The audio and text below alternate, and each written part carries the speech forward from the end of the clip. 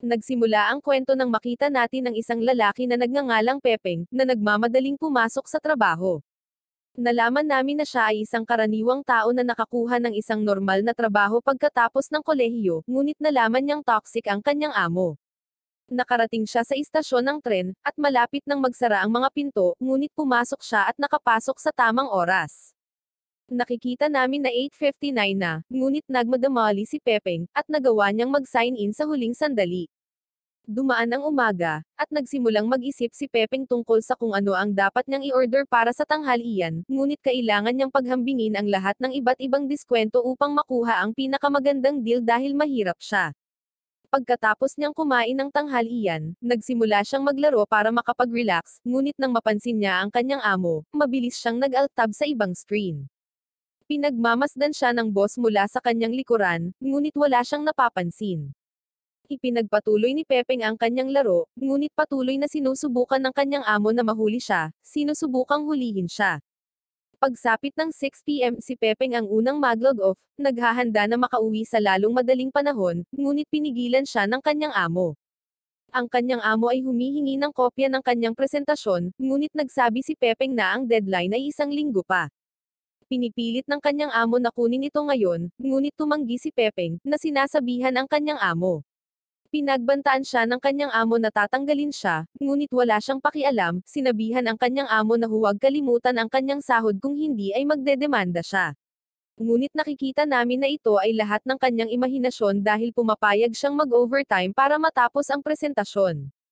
Nakikita natin si Pepeng na nagtatrabaho pa hanggang sa siya na lang ang naiwan. Na-off ang ilaw, at bigla siyang nakatanggap ng message. Nakita niya na pinadalhan siya ng kanyang kaibigan ng pagsusulit upang makita ang kanyang kapalaran, ngunit hindi niya sinasadyang nahulog ang kanyang telepono sa kanyang bin. Habang pinupulot niya ito, nakita niya ang screen na nangangako na ihayag ang kanyang kapalaran, at biglang may boses na nagsasabing ay activate ang fortune conversion system. Ang kanyang telepono ay pumutok sa liwanag, at hindi mabilang na mga talisman ang biglang nagpakita sa paligid niya. Siya ay sinipsip sa hangin at itinapon sa kanyang bin, dahilan upang siya ay mawala. Siya ay ginaisang ng kanyang kaibigan na si Yonggo, na nagsabi sa kanya na bumangon para sa klase ng din dahil kukunin ang pagdalo. Nalilito si Pepeng habang lumilingon sa paligid, at sinabihan siya ng kanyang mga kasama sa silid na tumayo habang paalis sila. Napagtanto ni Pepeng na siya ay nasa dati niyang dorm sa kolehiyo, at bumalik siya noong siya ay freshman. Iniisip niya kung ano ang nangyayari, at iniisip niya ang tungkol sa pagpunta sa kanyang klase, ngunit natatandaan niya na ang dean ay hindi kailanman kumuha ng attendance sa kanyang klase. May isa pang guro na palaging palakaibigan, sinasabing hindi mahalaga ang pagdalo ngunit sa pagtatapos ng semester failed lahat ng hindi dumalo. Iniisip niya kung paano babalik sa hinaharap, ngunit napagtanto niya na ito na ang kanyang pagkakataon na baguhin ang kanyang buhay upang hindi siya magtrabaho sa isang toxic na trabaho. Bigla na lang siyang babagsak pero nag-activate ang fortune conversion system niya. Na-activate ang sistema at ipinakilala ang sarili bilang Ricardo. Ipinaliwanag nito na bibigyan siya ng system ng startup fund para matulungan siyang yumaman.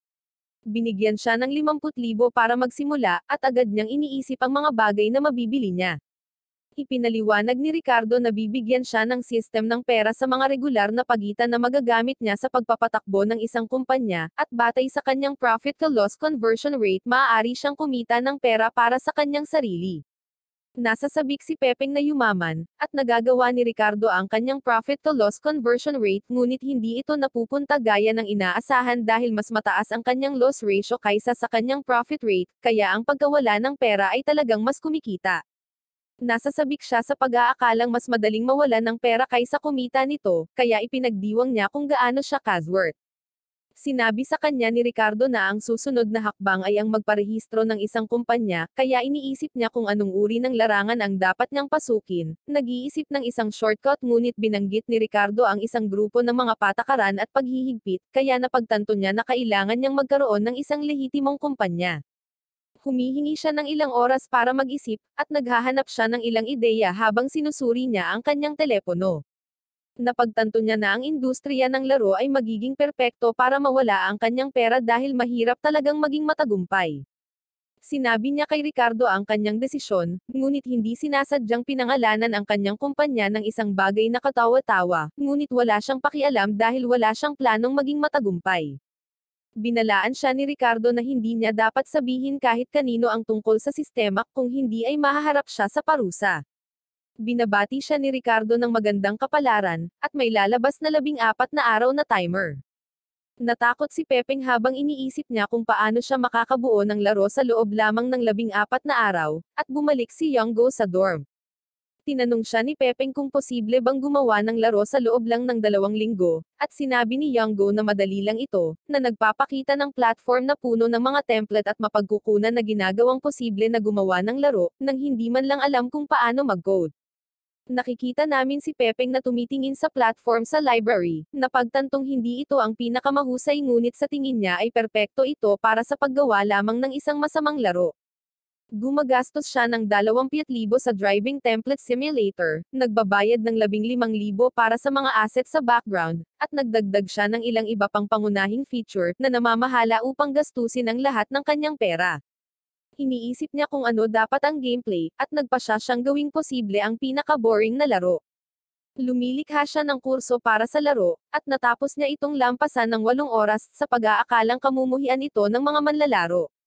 Sa tingin niya ay perpekto ito, na tinatawag ang larong Lonely Desert Road, at nagpasya siyang ibenta ito para sa 1 yen para magkaroon siya ng pinakamababang tubo kung sakaling may bumili nito. Nakikita niyang walang bumibili sa kanyang laro, kaya natutuwa siya sa pag-aakalang kikita siya. Ang kanilang mga kapitbahay ay pumasok sa dorm na nag-iimbita sa kanila na maglaro ng mga video game, ngunit sinabi sa kanila ni Pepeng na hindi siya maglalaro dahil hindi siya nakatulog noong nakaraang gabi. Ang kanyang mga kasama sa silid ay nakikipaglaro laban sa kanilang mga kapitbahay, ngunit napagtanto nilang lahat sila ay mga newbie at sila ay natatalo sa laban. Habang nagpapatuloy sila sa paglalaro, nakahiga si Pepeng sa kanyang kama habang iniisip ni Younggo kung iniistorbo ba nila siya, ngunit inihayag niya na nag-e-enjoy siya sa sandaling iyon. Nalaman namin na pagkatapos niyang magtrabaho, binili niya ang lahat ng mga laro na gusto niya ngunit hindi niya ito nagawang laruin dahil abala siya sa kanyang mga gawain.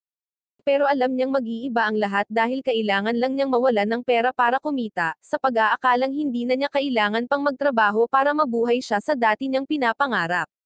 Nakilala namin ang content creator na si Castro, at nalaman namin na sikat siya sa pagkukover ng masasamang laro sa kanyang channel, ngunit nahihirapan siyang kumita dahil hindi siya makahanap ng sponsor. Naghahanap siya ng isang laro upang i-cover para sa kanyang susunod na video, at nakita niya ang Lonely Desert Road. Binasa niya ang introduction na nagbabanggit na ang laro ay magmumuni-muni sa kanyang buhay. Napansin niyang kawili-wili ito kaya nagpasya siyang laruin ito, at nagulat siya nang malaman niyang wala itong kwento. Nagsimula siyang magmaneho sa disyerto ngunit siya ay nag-ambala kaya siya ay nauwi sa pag-crush na naging dahilan upang siya ay matalo sa laro. Ngunit ginagamit niya ang kanyang controller, at gumugugol siya ng maraming oras sa pagsisikap na kumpletuhin ito. Ngunit nagsimula siyang makaramdam ng antok kaya sinubukan niyang i-pause ang laro ngunit napagtanto niya na hindi niya kaya, at nauwi siya sa pag-crush muli, na naging sanhi ng kanyang galit. Nagiging determinado siyang tapusin ang laro, sa pag-aakalang sinusubok na ang kanyang mga kasanayan sa paglalaro, kaya nagpasya siyang laruin ito sa lahat ng mayroon siya. Pero nagpupumilit pa rin siyang i-clear ito at siya ngayon ay bigo, iniisip na sumuko. Ngunit binanggit sa isang abiso na may naghihintay sa kanya sa finish line kaya naging curious siya, at nagpatuloy siya sa paglalaro ng ilang oras habang nagsisimula siyang magmuni-muni sa kanyang buhay, sa pag-aakalang nakamit niya ang enlightenment. Sa wakas ay naabot niya ang finish line ngunit binabati siya ng laro sa pag-aaksaya ng 8 oras ng kanyang buhay, kaya nagalit siya na tinawag itong panloloko.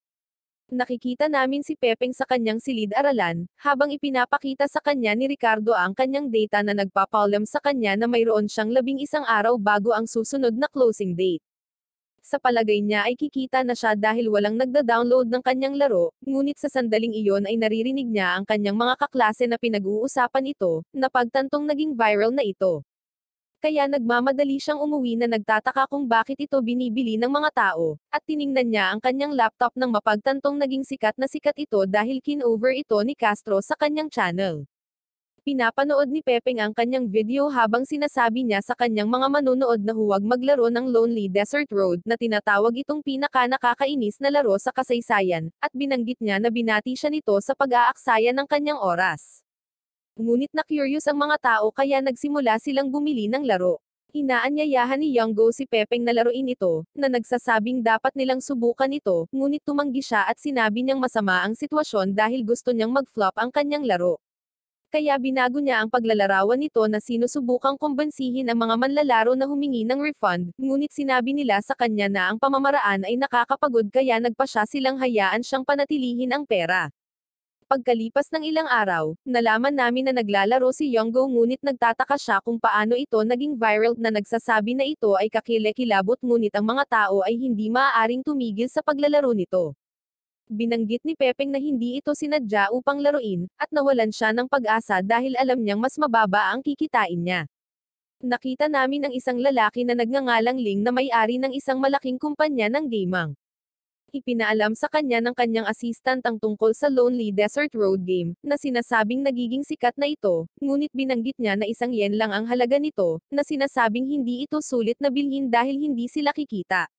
Ngunit ibinunyag niya na wala siyang pakialam sa pera dahil ang layunin niya ay imonopolyo ang industriya ng paglalaro, at sinibak niya ito dahil sa hindi pagbabahagi ng kanyang pananaw. Si Pepeng ay naghahanap sa internet na gustong matutunan kung paano mawalan ng pera, ngunit wala siyang mahanap na sagot dahil walang interesado sa paksang iyon. Dumating ang closing date at napagtanto niya na kumikita ang kanyang laro ng ₱70,000 ngunit dahil sa rate ng conversion ay 700 lamang ang natatanggap niya. Binati siya ni Ricardo sa paglikha ng isang matagumpay na laro, ngunit hindi siya masaya dahil gusto niyang kumita ng mas maraming pera. Sinabi sa kanya ni Ricardo na magkakaroon siya ng 300,000 para sa ikalawang round, na nagpapakita na mayroon siyang 30 araw hanggang sa susunod na closing date. Pero nagtataka siya kung paano niya gagastusin ang pera dahil magagamit lang ito sa pagsisimula ng negosyo. Umuwi si Pepeng at inanyayahan siya ni Younggo na maglaro ng totoo, napagtantong masama ang pakiramdam niya. Pumayag siya dito kaya ipinaalam ni Younggo sa kanilang mga kasama sa silid na sasama siya sa kanila, sa pag-aakalang makakapaghiganti na sila sa kanilang mga kapitbahay. Binubuhat ni Pepeng ang koponan ngunit natatalo pa rin sila dahil si Younggo ay isang kaayla-hilakbot na manlalaro, kaya sinisisi siya ng lahat sa resulta. Sinabi niya kay Pepeng na dapat ay gumawa siya ng isang mas mahusay na trabaho, kaya siya ay naging masama sa pagtawag kay Younggo bilang isang pasanin. Pero bigla siyang may naisip. Nang gabing iyon, iniisip ni Pepeng si Younggo na iniisip na siya ang susi sa pagkawala ng lahat ng kanyang pera. Nilapitan siya ni Pepeng habang natutulog ngunit nakita niya si Pepeng kaya nagpanik siya, na inaalerto ang lahat sa gusali. Kinabukasan, patuloy na sinusundan ni Pepeng si Younggo kaya nagalit siya sa pagtatanong kay Pepeng kung ano ang gusto niya. Bumalik sa dorm, nakita namin na bumili si Younggo ng mga libro tungkol sa programming at iniisip ni Pepeng na mabibigo sila dahil hindi siya praktikal. Ipinaalala sa kanya ni Pepeng na hindi na nila kailangang magsulat ng mga code dahil mayroon na silang online platform para mapadali ang trabaho. Kaya iniisip ni Younggo kung ano ang dapat niyang gawin sa mga libro. Sinusubukan niyang basahin pa rin ang mga ito, ngunit agad siyang nakatulog at natutuwa si Pepeng na makita itong iniisip na gagana ang kanyang plano. Kinabukasan, naisip ni Pepeng ang tungkol sa larong dapat nilang gawin dahil alam niyang sikat ang kanyang kumpanya dahil sa isang driving game, kaya kailangan niyang mag-isip ng kakaiba dahil ide-download ng mga tao ang laro kung ito ay katulad ng Lonely Desert Road. Isinasaalang-alang niyang gastusin ang lahat ng kanyang pondo upang lumikha ng isang mas malaking laro at sadyang nabigo itong ilunsad, ngunit binalaan siya ni Ricardo na makakatanggap siya ng parusa kaya sa huli ay nagpasya siyang laban dito. Napagtanto niya na ang mga manlalaro ng mobile ay hindi pamilyar sa kanyang kumpanya kaya plano niyang lumikha ng isang mobile na laro. Alam niyang sikat ang mga card game, ngunit karamihan sa mga ito ay nabigo dahil sinusubukan nilang kopyahin ang numero 1 laro na tinatawag na Three Kingdoms, sa halip na magkaroon ng bagong ideya. Kaya't nagpasya siyang gawin ang pinakamasamang laro ng card sa mundo, na nagsasabi kay Younggo na kukuha sila ng mga artist para tulungan sila sa disenyo. Sinabi sa kanya ni Younggo na may mas murang paraan upang gawin ito ngunit determinado siyang mawala ang lahat ng kanyang pera, kaya sinabi niya kay Younggo na ipupuhunan niya ang lahat ng mayroon siya upang lumikha ng pinakamahusay na laro ng card na posible. Kumain sila sa isang restaurant habang sinasabi ni Pepeng kay Younggo na muling isulat ang mga kwento ng mga karakter, ngunit nababahala siya sa pag-aakalang masisira nito ang laro. Ngunit sinabi sa kanya ni Pepeng na hindi sila dapat matakot sa pagbabago, na nagsasabing dapat niyang hayaan ang kanyang imahinasyon na tumakbo ng ligaw. Naisip niyang gawing kakaibang nilalang ang mga karakter, at tinawag siyang henyo ni Pepeng. Nagpasya siyang kunin si Younggo na nagsasabi sa kanya na makakatanggap siya ng 3,000 yen bawat buwan, at tuwang-tuwa siyang marinig ito. Samantala, sinabi sa kanya ng bagong assistant ni Ling na ang Three Kingdoms ay nawawalan ng mga manlalaro dahil mahirap makakuha ng mga bihirang card, ngunit ipinaliwanag niya na ang laro ay hindi magiging nakakahumaling kung babaguhin nila ito, sinasabing ang mga card games ay bumababa kaya dapat na lang nila itong hayaan. Kinumpirma ito ng assistant ni Ling at binanggit niya na ang kumpanya ni Pepeng ay nagpaplanong kopyahin ang Three Kingdoms na nagsasabing walang anumang pagkamalikhain ngunit ipinahayag ni Ling na siya ang pumili ng tema para sa kanilang laro, sa pag-aakalang kino-question ng kanyang assistant ang kanyang pagkamalikhain kaya nagpasya siyang tanggalin siya. Bumalik tayo kay Pepeng habang tinatawanan niya ang mga ideya ni Younggo na iniisip na magiging katawa-tawa ang kanilang laro. Sinuri niya ang kanyang laptop na gustong kumuha ng rookie artist para gumawa ng mga pangit na disenyo, at nakakita siya ng isang taong kawili-wiling iniisip na tutulungan niya silang mabaygo. Kinabukasan, iminumungkahi ni Younggo na gawing mga babae ang mga karakter, ngunit tinanggihan ni Pepeng ang ideya sa pag-aakalang mapapagtagumpayan nito ang kanilang laro, kaya ipinaliwanag niya na ayaw niyang mawala ang pagiging natatangi ng mga karakter at naniniwala si Younggo sa kanya, habang sinasabi niya na si Younggo ay isang walang isip, na posibleng resulta. Nagsisimula silang magtrabaho sa proyekto, na nagbibigay ng lahat ng mayroon sila at nagagawa nilang tapusin ito bago ang deadline. Bumalik kami sa dorm nang napagtanto ni Younggo na natapos na ni Jing ang mga disenyo, na nagtatanong kay Pepeng kung gusto niya itong makita ngunit wala siyang pakialam na sinabi kay Younggo na ilagay ito sa laro kung wala siyang issue dito. Iniisip niya kung ano ang dapat nilang ipanggalan sa proyekto kaya sinabi sa kanya ni Pepeng na dapat nilang tawagan itong Phantom General, at siya ay natulog. Kinabukasan, sinabi ni Younggo kay Pepeng na wala siyang nakitang mga bugs sa laro, nag-iisip kung dapat nila itong ilabas.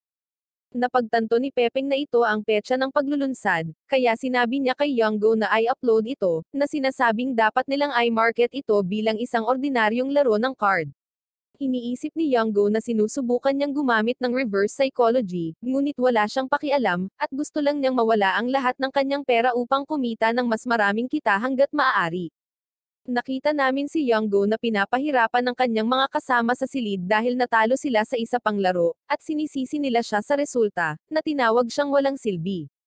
Biglang dumating si Pepeng, hinayla siya palayo, at tinanong kung bakit napakalalim at detalyado ang disenyo ng konsepto ng laro.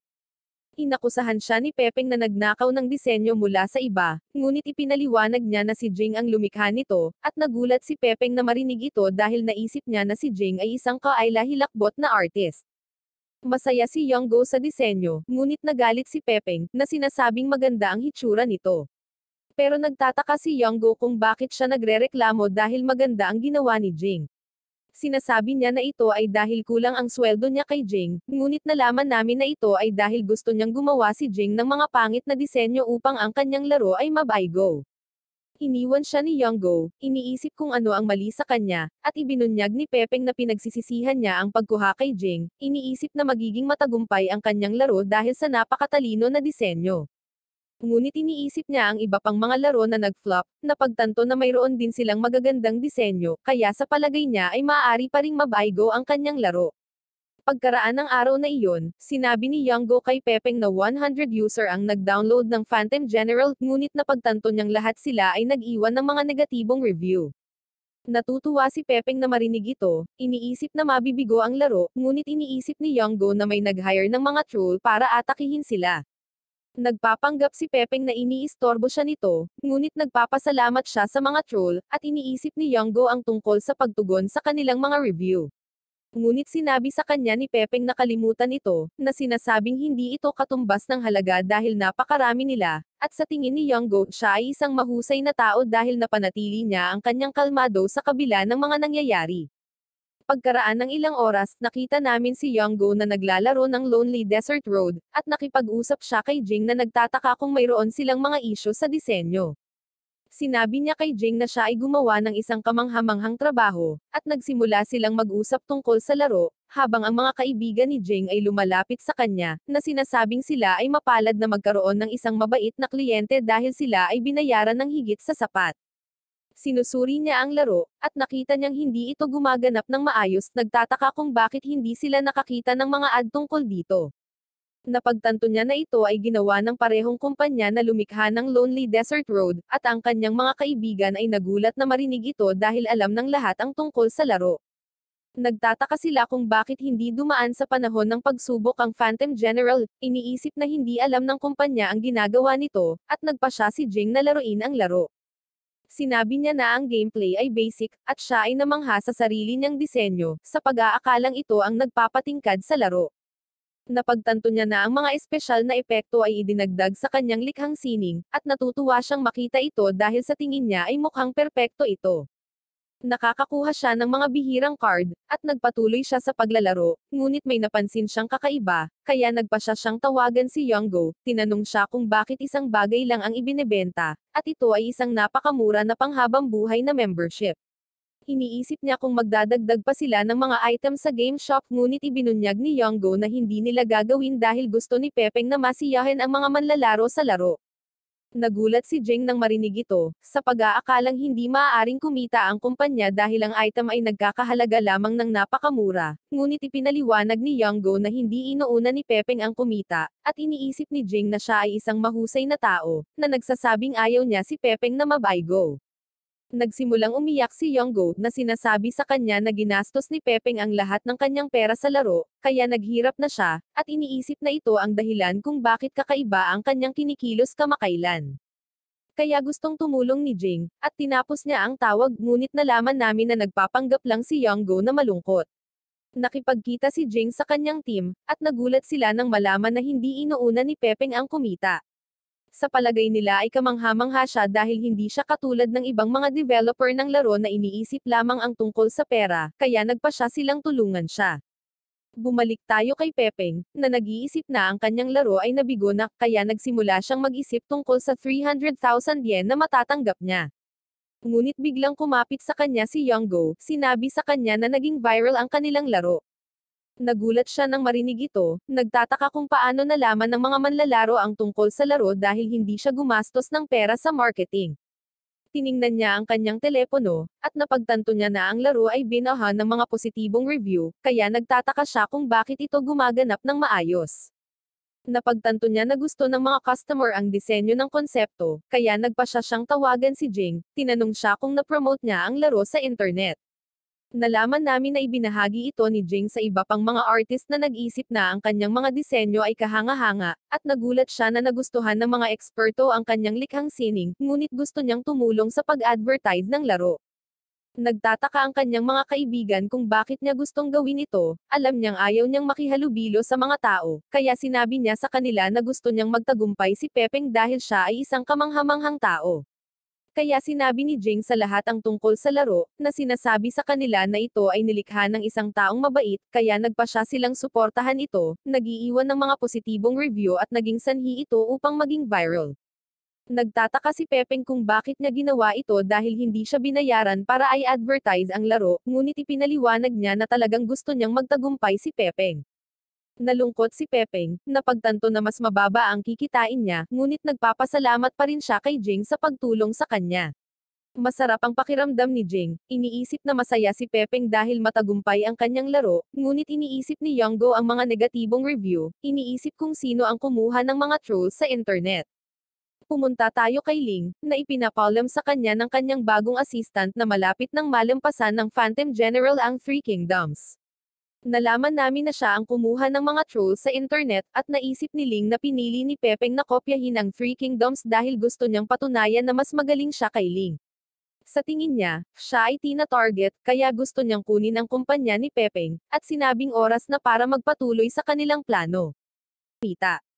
Nakikita namin sina Pepeng at Yonggo sa isang ahensya ng headhuntang nang makilala nila ang isang lalaking nagngangalang Larry, na nagsasabing gusto nilang kumuha ng isang tao, ngunit sa palagay niya ay sulit ang kanyang oras na sinasabi sa kanila na ang kanyang mga serbisyo ay mahal. Ngunit ibinunyag ni Pepeng na handa siyang bayaran ang kanyang assistant ng 400,000 yen sa isang taon, kaya agad na nagpasya si Larry na i-entertain sila. Nakita namin si Pepeng na naghihintay sa isang kafe, at nilapitan siya ni Vanessa para sa kanyang pakikipanayam, kaya sinabihan niya itong umupo. Ibinunyag ni Vanessa na sinabi na sa kanya ni Larry ang tungkol sa kanyang kumpanya, at sinabing humanga siya na nakamit niya ang isang bagay bilang isang startup, sa pag-aakalang isa siyang may kakayahang binata. Sa palagay ni Vanessa, siya ang pinakamahusay na kandidato para sa trabaho, at nagsimula siyang magmayabang tungkol sa kanyang hanay ng kakayahan, nagtatanong sa kanya kung mayroon siyang anumang mga katanungan, ngunit napagtanto niya na siya dapat ang magbibigay ng interview dahil siya ay magtatrabaho para sa kanya. Kaya ipinaliwanag ni Pepeng na kontento na siya sa kanyang mga kwalifikasyon, na sinasabi sa kanya na dapat lamang niya itong bigyan ng payo kapag humingi ito ng tulong sa kanya. Tinanggap niya ang kanyang mga tuntunin, sinabing maaari siyang magsimulang magtrabaho kaagad, ngunit sinabi ni Pepeng sa kanya na wala pa siyang opisina, na ikinagulat niya, kaya binisita nila ang isang tower kung saan sila ipinapakita sa paligid at sinabihan na maaari nilang arkilahin ito. Tinanong ni Pepeng si Vanessa kung ito ang pinakamahal na gusali ng opisina sa lungsod, at kinumpirma niya ito. Kaya, sinabi niya sa lalaki na gusto niyang rentahan ang buong palapag, at ang ahente ay nasa sabik tungkol dito, na tinatawag siyang isang mapagbigay na tao. Inihayag ni Vanessa na ang lugar ay humigit kumulang 3,000 metrong kwadrado, at ang presyo para sa pag-upa dito ay 360,000 yen bawat buwan. Ngunit ipinaliwanag ng lalaki na maaari niyang makuha ito sa mas murang presyo kung uupahan niya ang buong palapag, na nagsasabing hindi siya makakahanap ng mas magandang deal sa lungsod. Ngunit sa tingin ni Pepeng na ito ay masyadong mura, at ang ahente ay nagulat. Ngunit sinabi sa kanya ni Pepeng na hindi madali ang buhay, kaya hindi niya dapat babaan ang kanyang presyo para masiyahin ang kanyang mga customer. Nalaman namin na iniisip ni Pepeng ang tungkol sa Phantom General dahil mabenta pa rin ito sa mga manlalaro. Kaya, gusto niyang tanggalin ang dami ng kanyang kita. Tuwang-tuwa ang lalaki sa narinig niya, at sinabihan siya ni Pepeng na i-draft ang kontrata habang iniisip niya kung magkano ang nagasto niya sa unang buwan, sa pag-aakalang napakatalino ng kanyang paglipat. Makalipas ang ilang sandali, sinabi ni Vanessa kay Pepeng na nakumpleto na ang pamamaraan ng pag-upot kaya kailangan nilang bumili ng mga gamit sa opisina. Ipinakita niya sa kanya ang listahan ng mga item na kailangan nilang bilhin, ngunit sinabi niya sa kanya na kailangan nilang i-promote ang isang magandang kapaligiran sa pagtatrabaho para sa team, na sinasabing ang mga item ay masyadong mura. Tinanong siya ni Vanessa tungkol sa kanilang budget, kaya sinabi niya sa kanya na handa siyang gumastos ng 2 milyong yen. Ngunit binalaan siya ni Ricardo na labag siya sa mga patakaran, kaya ibinaba niya ito sa 800,000. Sa tingin ni Vanessa, ito ay higit pa sa sapat, at sinabi niya sa kanya na bilhin ang pinakamahusay na mga gamit sa opisina na mahahanap niya, at sinabing kailangan nilang bigyan ang kanilang mga empleyado ng pinakamahusay na karanasan na posible. Ngunit tinanong siya ni Vanessa tungkol sa kanyang opisina, kaya sinabihan siya nito na gumastos lang ng gumastos, at nagpasya siyang magrente ng isang unit para sa kanya, binibigyan siya ng keycard para ma-access ito. Napagtanto niya na ito ay isang magandang ideya dahil hindi siya makakabalik sa kanyang dorm kung magtatrabaho siya ng overtime, at sa tingin ni Ricardo na ito ay makatwiran, kaya nagsimula siyang magpahinga sa kanyang unit. Ipinakita sa kanya ni Vanessa ang patakaran sa recruitment, ngunit sa tingin niya ay masyadong mahigpit ito, na sinasabi sa kanya na baguhin ito dahil gusto niyang maakit ang mga pinakawalang silbi na empleyado sa mundo. Ngunit binalaan niya siya na maaari silang kumuha ng mga taong hindi marunong gumawa ng mga laro, at napagtanto ni Pepeng na ang kanyang plano ay may depekto dahil labag siya sa mga patakaran kung ang mga empleyado ay hindi makagawa ng isang laro. Kaya, sinabi ni Pepeng sa kanya na siya mismo ang kukuha ng mga developer ng laro, ngunit pinayuhan siya nito na baguhin ang hitsura niya. At tinanong niya siya kung maaari siyang maghain ng claim para sa kanyang mga damit, kaya ipinaliwanag ni Vanessa na kaya niya, na nagsasabing kailangan ang isang angkop na suit para sa mga meeting ng negosyo. Kaya, nagpasya siyang bilhin ang pinakamahal na mga suit na mahahanap niya, at napagtanto niya na mahusay ang kanyang ginagawa, iniisip na mawawala ang lahat ng kanyang pera sa ganitong rate.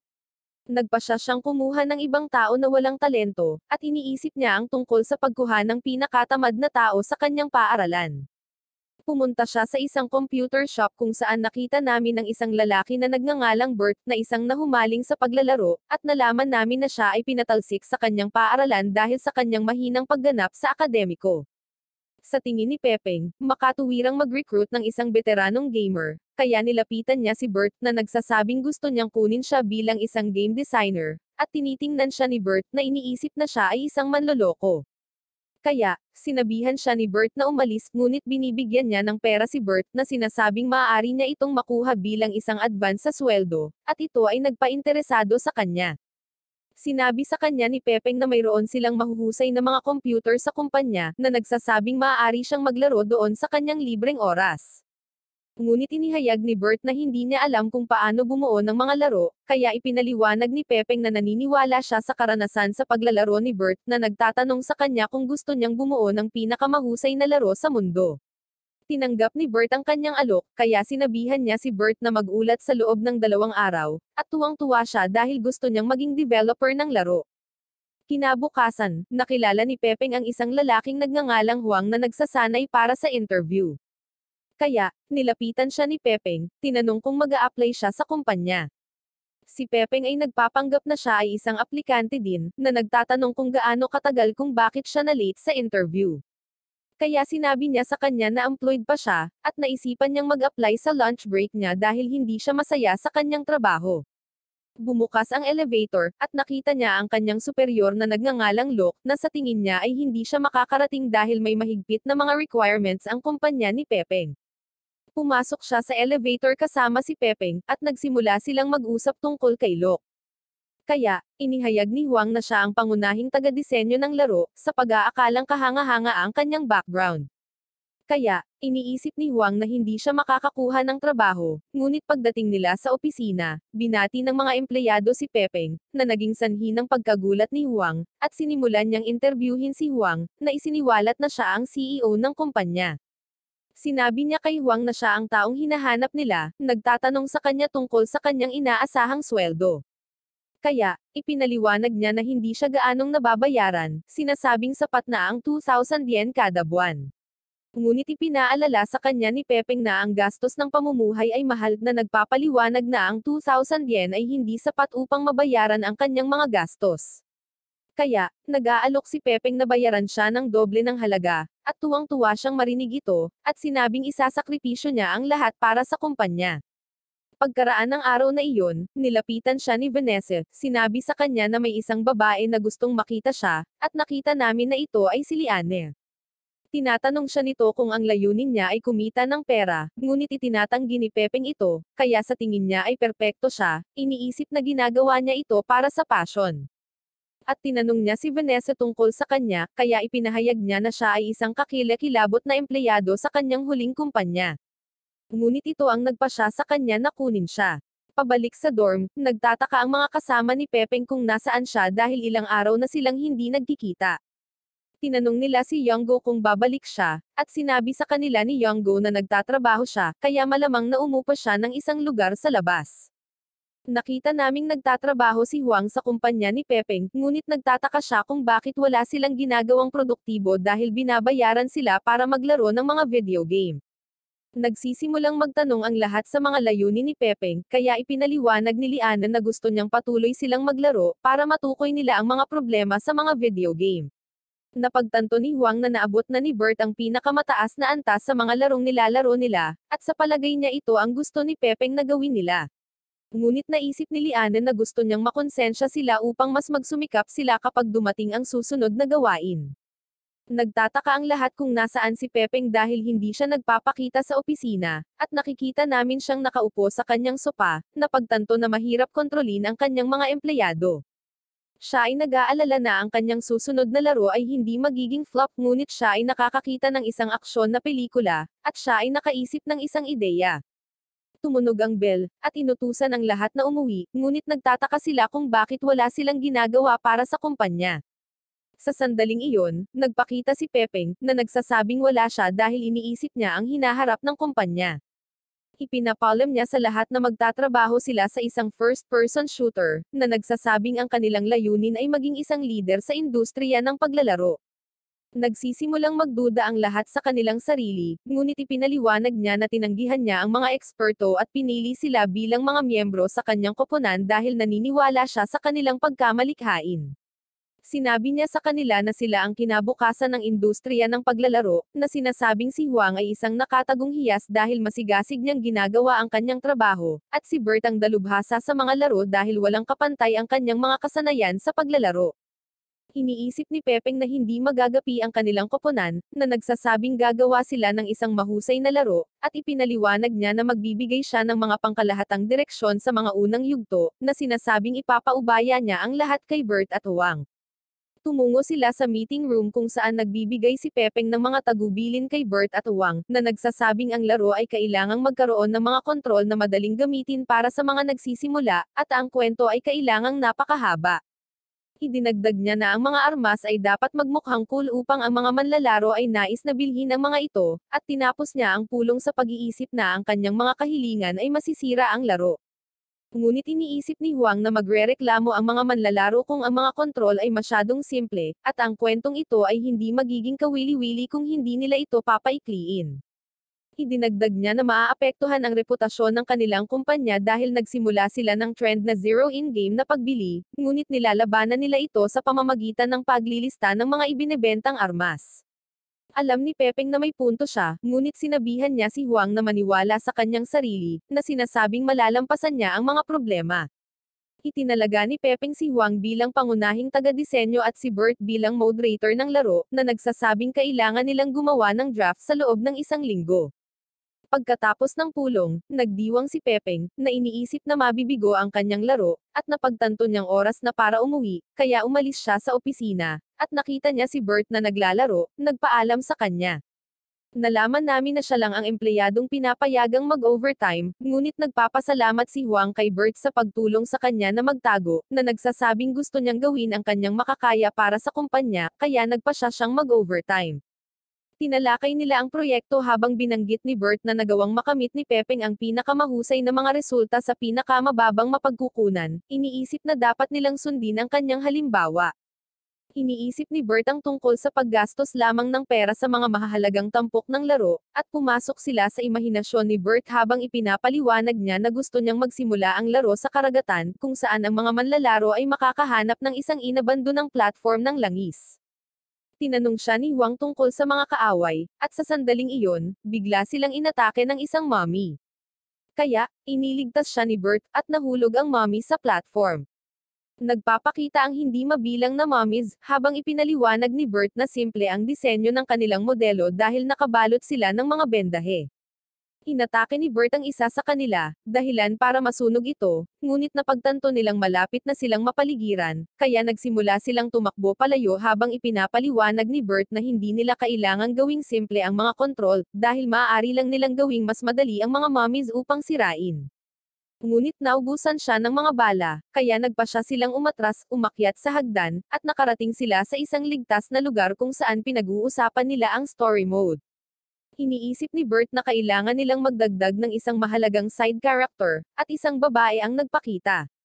Kaya, sinubukan ni Huang na kausapin siya, ngunit ibinunyag ni Bert na hindi siya makapagsalita dahil mahal ang paggawa ng karakter sa pagsasalita. Ipinaliwanag niya na gagawa siya ng mga quest sa kanyang mga galaw, at dinala niya si Huang sa isang sulok kung saan nakatagpo siya ng isang mommy, kaya tumakas siya, at pinatumba ito ni Bert ngunit dinagsa ng mga mommy ang lugar, kaya binigyan ng babae si Huang ng isang rifle, at ginagamit niya ito para ipagtanggol ang sarili. Dumating si Bert sakay ng isang helicopter, at tinulungan niya silang makatakas na nagsasabing ang mga manlalaro ay mamumuhunan sa kwento kung magtatatag sila ng isang bond sa mga karakter. Bumalik sila sa realidad habang binabanggit ni Huang na isang henyo si Bert, ngunit sa palagay niya ay mas matalino si Pepeng kaysa sa kanya, sa pag-aakalang wala siyang sinabi tungkol sa laro dahil gusto niyang magsaya sila sa paggawa nito. Ibinahagi ni Huang ang opinyon ni Bert, at sa tingin nila siya ay isang kamanghamanghang tao, na tinatawag siyang isang visionary. Nagtataka sila kung ano ang ibig niyang sabihin sa mga cool na armas, at sa tingin nila ay gusto niyang magdagdag sila ng isang maalamat na armas sa laro. Nagpatuloy sila sa pagtatrabaho buong gabi, at kinabukasan ay sinabi ni Huang kay Bert na magiging kahanga-hanga ang kanilang laro, na sinasabing gagawin niya ang lahat para gawin itong perpekto. Ngunit sa sandaling iyon, dumating si Yonggo, binabati si Bert ngunit nagulat siya nang makita si Huang, na pagtanto na nilabag niya ang mga patakaran. Nang gabing iyon, pumasok si Huang sa opisina at nagsimula siyang mag-overtime, ngunit sinabi sa kanya ni Bert na hindi na kailangang madaliin ang proyekto, kaya hindi niya kailangang gawin ito araw-araw. Ngunit ipinaliwanag niya na hindi sila binigyan ni Pepeng ng sapat na oras upang subukan ang laro, kaya kailangan niyang lumampas sa kanyang schedule. Sinabi niya kay Bert na halos tapos na ang kanyang panukala, at ipinakita niya ito kay Bert, humihingi ng kanyang opinyon, ngunit nagsimula siyang magsalita ng walang kwenta, at walang ideya si Huang kung ano ang kanyang sinasabi. Ibinigay niya kay Huang ang kanyang mga mungkahi, ngunit nakikita naming pinapanood sila ni Yonggo, at naisip niyang iulat ang mga ito kay Pepeng. Kinabukasan, nakita namin sina Pepeng at Yonggo sa kanilang silid-aralan, at nakatanggap si Pepeng ng mensahe mula kay Huang, na nagsabi sa kanya na kumpleto na ang balangkas ng disenyo ng laro. Ngunit hindi siya makapaniwala na ang kanyang mga empleyado ay mabilis magtrabaho, nagtataka kung bakit hindi sila nagpapabayad dahil binibigyan niya sila ng lahat ng dahilan upang maging tamad. Sinabi sa kanya ni Yonggo na si Huang ay lihim na nagtatrabaho ng overtime, at iniisip ni Pepeng na ito ay isang problema, kaya naisip niyang harapin si Huang. Ngunit sinabi sa kanya ni Yonggo na naglalaro lang si Huang sa kanyang overtime, kaya nagbago ang isip ni Pepeng, na napagtanto na walang ginagawang produktibo si Huang. Tinitingnan niya ang panukala ni Huang, na sinasabi sa kanya na siya ay gumagawa ng mahusay na trabaho, at sinabi ni Pepeng kay Yonggo na huwag pansinin ang kanyang pag-uugali, na sinasabing wala siyang ginagawang mali dahil ang mga developer ng laro ay kinakailangang magsaliksik sa pamamagitan ng paglalaro. Bumalik sa opisina, habang sinasabi ni Huang sa lahat na naaprubahan ang panukala, kaya nagdiwang sila, at agad nilang sinimulan ang paggawa sa proyekto. Nakikita namin si Pepeng na naliligo habang napagtanto niyang kumikita pa siya sa kanyang mga nakaraang laro, kaya nadismaya siya, iniisip kung paano niya gagastusin ang lahat ng ito. Bumisita si Yonggo sa kanya, sinabi sa kanya na lahat ng kanyang empleyado ay mag-overtime para maglaro dahil na-inspire sila ni Huang sa kanyang pag-uugali. Iniisip ni Yonggo na hindi ito dapat tiisin ni Pepeng, ngunit nagpasya siyang gumastos ng pera para sa kanila, na sinasabi kay Yonggo na isinasakripisyo nila ang kanilang kalusugan para sa kumpanya, kaya kailangan silang bayaran para sa pag-overtime. Sa tingin ni Yonggo, si Pepeng ay isang kamanghamanghang tao, ngunit ipinaliwanag niya na ibinibigay lang niya sa kanila ang nararapat sa kanila, at sa palagay niya ay kailangan silang tratuhin ng mas mahusay, kaya nakaisip siya ng isang ideya. Kinabukasan, nagulat si Huang kay Pepeng, binigay sa kanya ang panukalang proyekto, ngunit napagtanto niyang aabutin ito ng ilang taon para maranasan ito, kaya sinabihan niya si Huang na asikasuhin ang lahat. Ngunit sinabi niya kay Pepeng na kailangan pa niyang magpasya sa pamagat ng laro, at sa sandaling iyon, narinig niya ang kanyang mga empleyado na nag-order ng pagkain, ngunit sinabi niya kay Huang na pigilan sila. Nakita namin na naghanda si Pepeng ng pagkain para sa lahat, at ipinaliwanag ni Yonggo na bibigyan sila ni Pepeng ng mga libreng pagkain habang nagtatrabaho sila. Inihayag ni Vanessa na ang gym ng kumpanya ay nasa ilalim pa rin ng pagsasaayos, ngunit nakakuha na sila ng mga propesyonal na tagapagsanay, kaya nasa sabik ang lahat. Nilapitan ni Huang si Liane, sinabi sa kanya na hindi niya naiintindihan si Pepeng dahil hindi makatotohanan ang kanyang kabaitan, ngunit naniniwala siyang ginagawa niya ito upang palakasin ang kanilang kahusayan, at naisip ni Huang na dapat nilang suklian ang kanyang kabaitan sa pamamagitan ng pagsusumikap. Bigla silang nakatanggap ng mga abiso, at hindi sila makapaniwala na binayaran sila para sa pag-overtime. Nakipag-usap si Liana kay Pepeng, na nagsabi sa kanya na nagbago ang mga patakaran, at sinabing lahat ay pinapayagan na mag-overtime. Sinabi niya sa kanya na babayaran sila sa paglampas sa kanilang schedule, ngunit tumanggi si Liana na tanggapin ang bayad. Kaya tinanong siya ni Pepeng kung bakit niya ito tinatanggihan. Sinabi niya na hindi niya ito gusto, ngunit ipinaliwanag ni Pepeng na karapat-dapat siyang bayaran para sa pag-overtime, na sinasabi sa kanya na huwag tanggihan ito. At siya ay naguguluhan, kaya tinanggap niya ito. Tinanong siya ng lahat kung tinanggihan niya siya, ngunit sinabi niyang hindi niya ito magagawa, at nagsimula silang umiyak na iniisip na maswerte sila na magkaroon ng isang hindi kapani-paniwalang amo. Iniisip ni Bert na hindi sila binigyan ni Pepeng ng oras upang subukan ang laro dahil naniniwala siya sa kanilang mga kakayahan. Kaya determinado silang hindi siya pababayaan. Nagtataka si Pepeng kung paano niya gagastusin ang lahat ng kanyang pera, at ipinakita niya kay Bert ang mga materyales na bibilhin nila para sa proyekto, na humihingi ng kanyang opinyon. Nalaman namin nagagastos sila ng 670,000 yen para sa laro, at sa palagay ni Bert ay makatwiran ito, na nagsasabing sapat na ito upang masakop ang lahat ng kailangan nila. Ngunit sinabi sa kanya ni Pepeng na hindi nila dapat bawasan ang mga gastos na nagpapaalala sa kanya tungkol sa kanyang pangarap na lumikha ng perpektong laro. At napagtanto niya na kailangan nilang gumastos ng higit pa. Sinabi sa kanya ni Pepeng na doblehin ang budget, at iminumungkahi niyang bumili ng server na nagkakahalaga ng mahigit 500,000 yen. Sa tingin ni Pepeng, magandang ideya ito, at sinabihan niya si Bert na tumuon sa pagbuo ng laro, at sinabing maaari nilang bilhin ang server pagkatapos mailabas ang laro. Samantala, nakipag-usap si Ling kay Justin, na nagtanong sa kanya kung ano ang dapat nilang gawin tungkol kay Pepeng, na nakikita siya bilang kanilang karaniwang kaaway. Kaya, sinabi ni Ling kay Justin na kunin ang mga empleyado ni Pepeng, sa pag-aakalang hindi mabubuhay ang kanyang kumpanya kung wala sila. Sinabi sa kanya ng assistant ni Ling na nakakaawa ang mga empleyado ni Pepeng, ngunit handa siyang gawin ang lahat para sirain ang kumpanya ni Pepeng. Kaya nagpasya siyang ituloy ang kanyang plano. Anyway, nakikita namin si Bert na nanunood ng video tungkol sa mga laro ng first-person shooter, ngunit inistorbo siya ni Huang, na nagsasabing hinihintay ng lahat na aprubahan niya ang mga dokumento.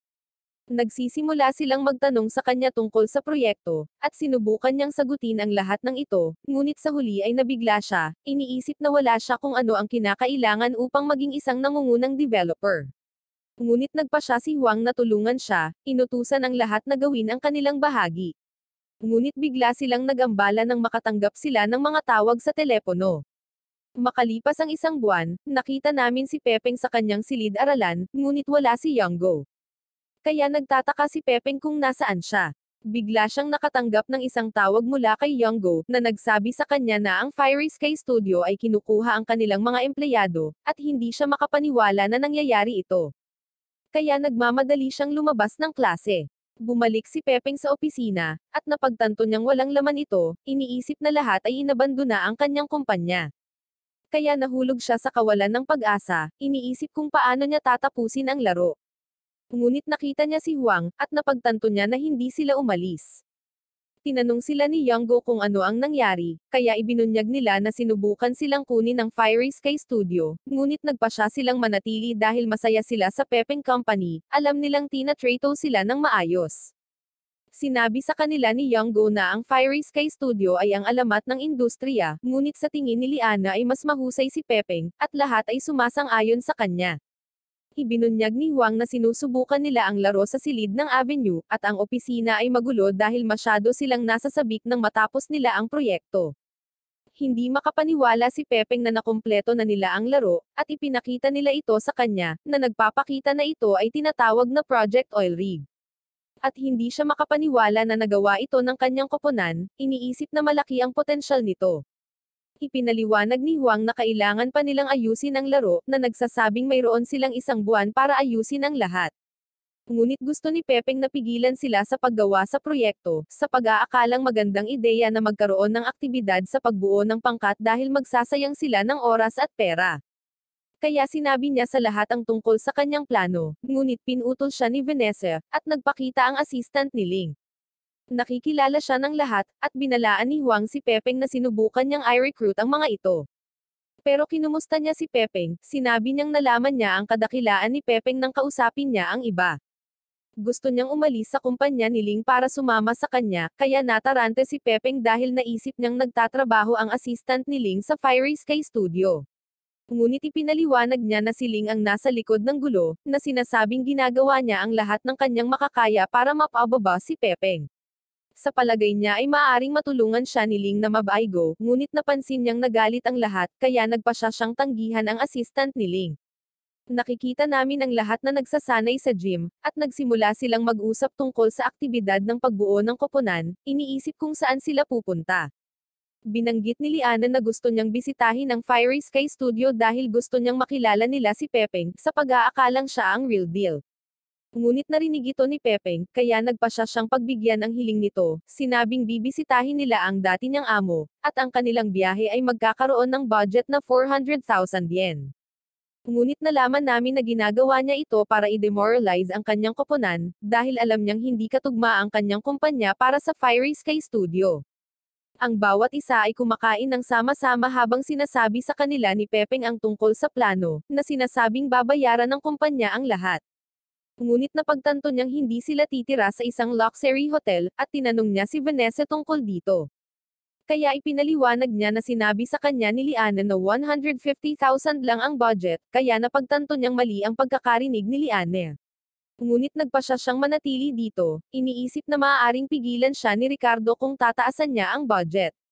Sinabihan niya si Younggo na magtanong sa Fiery Sky Studio, na nagsasabing gusto niyang malaman ang kanilang mga nakaraang pagkakamali, at pumayag si Younggo na gawin ito. Nakita namin si Justin sa kanyang opisina habang nilapitan siya ng kanyang assistant, na sinasabi sa kanya na dumating na ang kumpanya ni Pepeng para bisitahin sila. Ayaw niyang makipagkita kay Pepeng, iniisip na siya ay walang silbi. Ngunit hindi sumasang-ayon ang kanyang assistant, na nagpapaalala kay Justin na nakagawa siya ng matagumpay na mga laro. Kaya't sinabihan siya ni Justin na papasukin siya. Pinayagan niya ang grupo ni Pepeng na makapasok, ipinapakita sila sa paligid ng kumpanya, at namangha sila sa mga pasilidad. Habang napagtanto ni Pepeng nagagastos ito ng milyon-milyong yen para itayo ito, nakilala ni Pepeng si Justin, at binati nila ang isa't isa, ngunit sinabi ni Justin na nakasuot si Pepeng ng mamahaling suit, napagtanto na mukhang may kakayahan siya. Kaya nagsimulang makita siya ni Justin bilang isang banta, ngunit ang tanging naiisip ni Pepeng ay ang pag-aaksaya ng pera, iniisip na dapat niyang imbitahan si Justin na kumain sa isang mamahaling restaurant. Nag-aalok si Justin na ipakita siya sa paligid dahil napakalaki ng kumpanya na maaaring mawala siya, at nagsimulang ipagmalaki ni Justin ang tungkol sa kanilang mga pasilidad na sinasabi kay Pepeng na maaari siyang matuto mula sa kanila.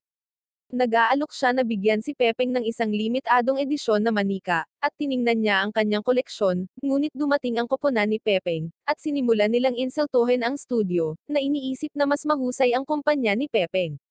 Ngunit napagtanto nilang nakikinig si Justin sa kanila, at nakita niya si Liana, napagtantong nagpasya siyang sumali kay Pepeng.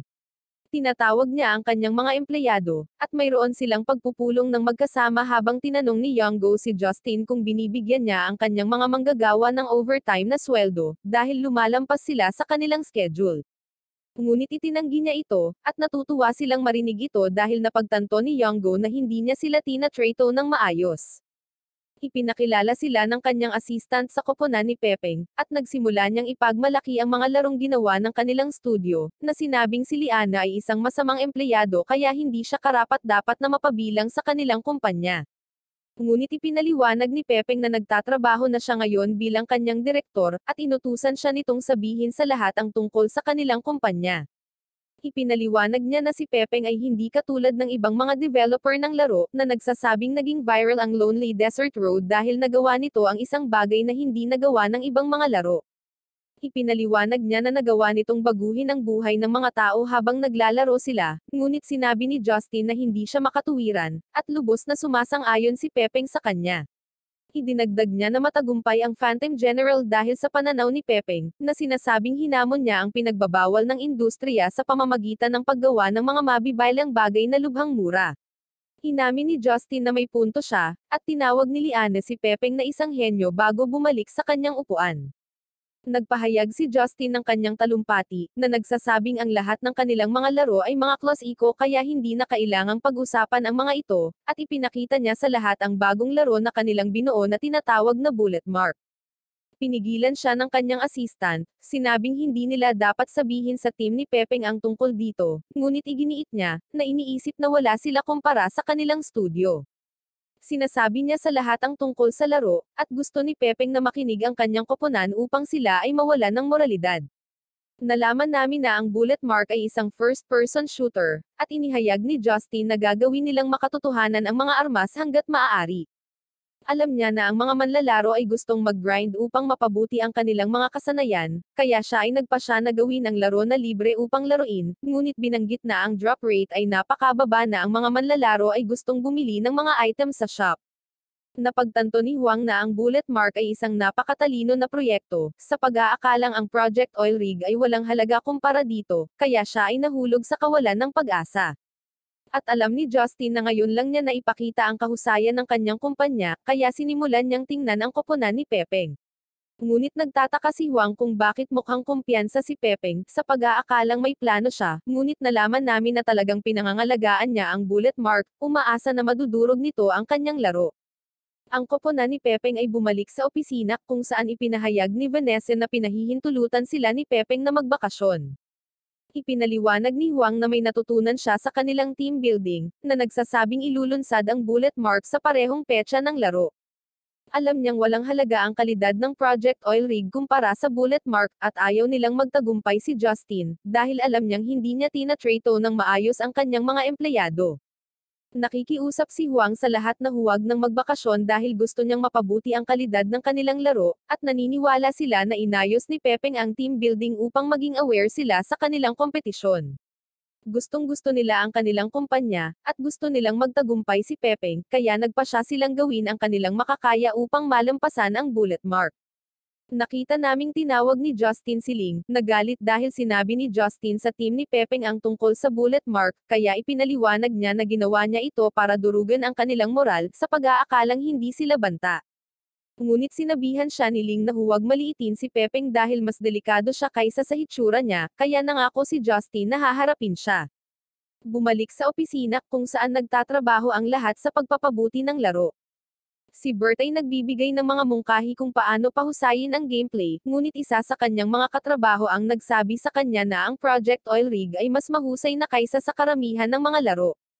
Ipinaliwanag ni Liana na hindi nila dapat sundin ang uso dahil si Pepeng ay isang trailblazer sa industriya ng paglalaro. Nakatanggap si Vanessa ng tawag mula kay Pepeng, na nagpapaliwanag na magiging abala siya sa buong linggo, at nangako siyang aasikasuhin ang lahat habang wala siya. Iniisip ni Liana na abala siya sa pag-promote ng laro, at ibinunyag ni Huang na tapos na sila sa proyekto, kaya kailangan nilang subukan itong muli. Nagpa siya si Bert na gawin ito, at mayroon siyang kaaya-ayang karanasan, iniisip na ang laro ay perpekto. Samantala, katatapos lang ni Pepeng sa kanyang mga pagsusulit, at binigyan siya ni Ricardo ng ulat, na binanggit na ang susunod na closing date ay 25 araw na lang, at mayroon pa siyang 361 yen sa kanyang account.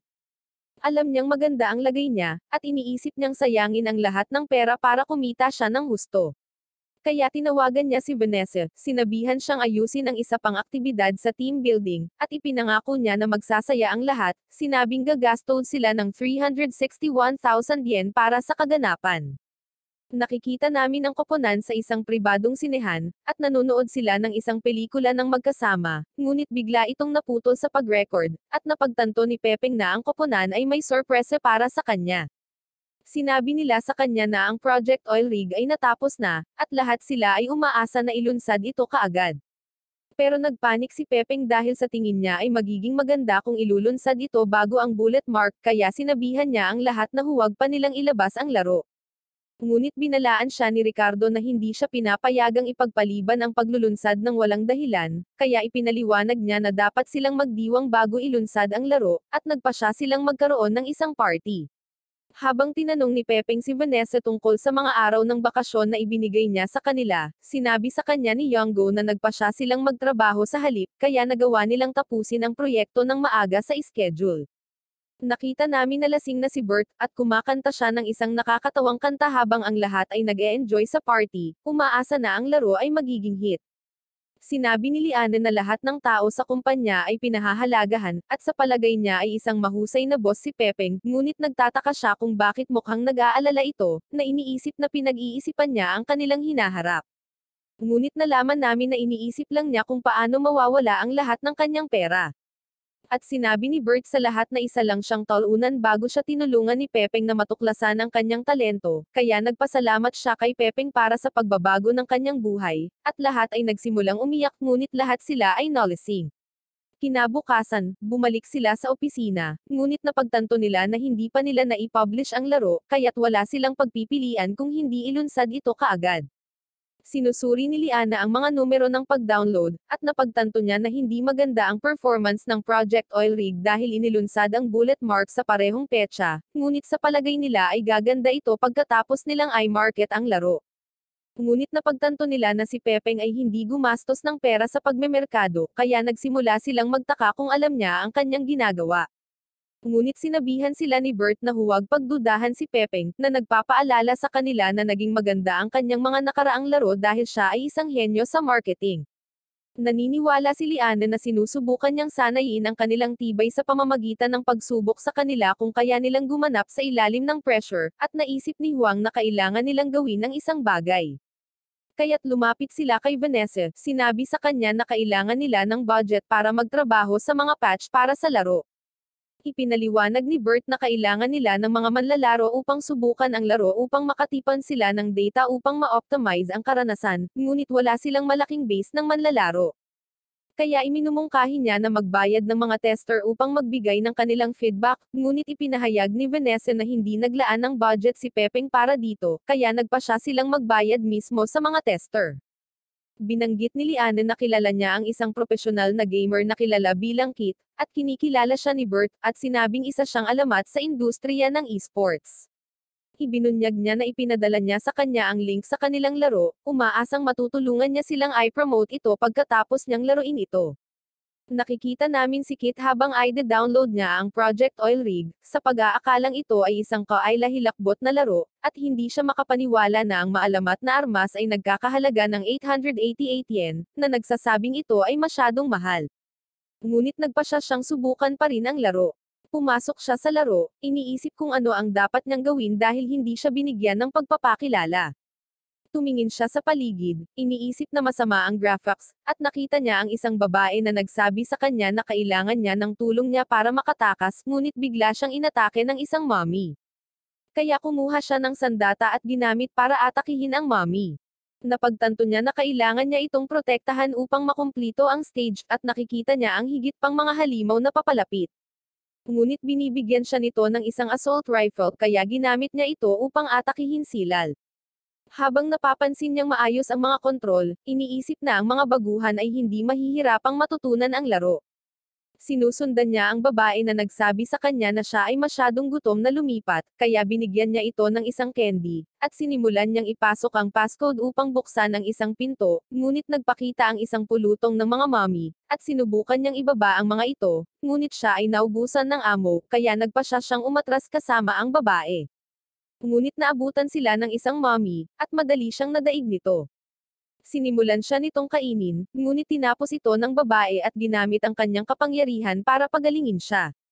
Bumangon muli ang mommy, ngunit nagawa niyang ibagsak ito, at nakita namin si Kit sa kumpanya ni Pepeng habang isiniwalat ni Liana na nakiusap siya sa kanya na dalhin siya sa kanilang opisina. Inihayag niya na natapos niya ang story mode sa pamamagitan ng pag-akyat sa tore upang maabot ang helicopter, at sa palagay niya ay kamangha-mangha ang laro, na sinasabing mahal niya ang lahat tungkol dito. Sa tingin niya ay overrated ang bullet mark dahil kulang ito sa originality, sa pag-aakalang wala lang ito kumpara sa Project Oil Rig. Nagpasalamat sila sa kanya sa pagpapahalaga sa laro, at nag-aalok si Liana na ibigay sa kanya ang maalamat na sandata na tinatawag na Karen, ngunit sinabi niya sa kanya na binili na niya ito. Binanggit niya na ito ay mukhang cool, ngunit sa palagay niya ang pangalan ay nakakainis na sinasabi na dapat nilang tawagan itong Mega Holy Gun, ngunit sa tingin nila ito ay katawa-tawa. Tinanong niya sila kung bakit isang bagay lang ang ibinebenta sa shop, kaya sinabi nila sa kanya na ito ay ideya ni Pepeng dahil gusto niyang magbenta ng isang maalamat na armas sa laro, ngunit naisip nila ang tungkol sa mga mas mababang uri ng armas, at hindi binanggit ni Pepeng ang anumang bagay tungkol sa kanila, kaya nagpa siya ang koponan na gawing libre ang iba pang mga armas. Nag-aalok si Liana na bayaran siya para sa pag-test sa laro, ngunit tumanggi siya, na nagsasabing gusto niyang magtagumpay ang kanilang laro, kaya i-cover niya ito sa kanyang livestream. Nakita namin si Pepeng sa kanyang silid-aralan habang sinasabi sa kanya ni Yonggo na hindi maganda ang takbo ng Project Oil Rig, kaya dapat na siyang bumalik sa kanilang opisina pagkatapos ng pagsusulit. Sa palagay niya, ang lahat ay nalulumbay dahil nabigo ang laro, iniisip na kailangan niyang pasayahin sila sa kanyang pagbabalik, ngunit talagang masaya siya dahil alam niyang kikita siya ng malaking halaga. Ngunit sinabi sa kanya ni Younggo na ang laro ay nakakakuha ng traksayon, na nagsasabi na ito ay maaaring maging viral kaya siya ay nag-aalala, na iniisip na ang kanyang laro ay magiging matagumpay muli. Bumalik si Pepeng sa opisina, at napansin niya na lahat ay tila nasa gilid. Iniisip na maaring nagsinungaling sa kanya si Younggo, ngunit bigla siyang pinalibutan. Sinabi sa kanya na ang laro ay naging viral, at binabati nila siya habang sinisimulan nilang ipagdiwang ang kanilang tagumpay. Bumalik siya sa kanyang opisina, at nagtataka siya kung bakit hindi nabigo ang laro, sa pag-aakalang ang kanyang mga empleyado ay malamang na nag-advertise nito ng palihim. Binibigyan siya ni Huang ng analysis na nagpapaliwanag na naglalaman ito ng mga salik na nag-ambag sa tagumpay ng laro, kaya binasa niya ito, napagtanto na si Kit ang nag-promote ng laro dahil mahal niya ang lahat tungkol dito, at sinabing ang mga kontrol ay madaling gamitin at mayroon pa itong magandang story mode. Ngunit sa palagay ni Pepeng ay hindi ito makatwiran dahil siya ang nakaisip ng mga konseptong iyon, sa pag-aakalang kapuputan ito ng mga manlalaro, kaya napagtanto niya na siya ang dahilan kung bakit hindi nabigo ang kanyang laro. Sa palagay ng koponan ni Pepeng, siya ay napakatalino dahil siya ang nagpasya sa direksyon ng laro mula pa sa simula, at ang kanyang mga ideya ay nagpatingkad sa laro. Nilampasan sila ni Pepeng, at mukhang nalulumbay siya, ngunit sa tingin nila ay cool siya dahil kaya niyang manatiling kalmado at mapanatag sa kabila ng lahat ng nangyayari. Nakita namin si Pepeng sa isang terrace, at nalaman namin na dumaan siya sa mga komento ng mga manlalaro, napagtanto na lahat sila ay nagustuhan ang kanyang laro. Inihayag niya na kumita siya ng 400,000 mula sa Karen lamang, at alam niya na ang kanyang laro ay nakakakuha pa rin ng traksayon, kaya maaari siyang kumita ng milyon-milyon bago ang susunod na closing date. Nagsisimula siyang malungkot dahil alam niyang hindi niya kayang gastusin ang lahat, ngunit sinabihan siya ni Liana na huminahon, at sinabing maaari niya itong kausapin kung masama ang pakiramdam niya, ngunit alam niyang hinding-hindi niya mauunawaan ang pinagdadaanan niya. Sa palagay niya ay masama ang pakiramdam niya na nadurog ng kanilang laro ang bullet mark, at hindi niya kakayanin ang tagumpay ng Project Oil Rig, kaya sinabihan siya nito na magpahinga, na sinasabing palaging nandyan ang kanyang team para suportahan siya. Nang marinig ito, napagtanto ni Pepeng na maaari niyang kunin ang ibang tao na gumastos ng pera para sa kanya, sa pag-aakalang nakikipaglaro sa kanya si Ricardo, at alam niyang nasa linya ang kanyang pagmamataas, kaya determinado siyang lumabas sa itaas.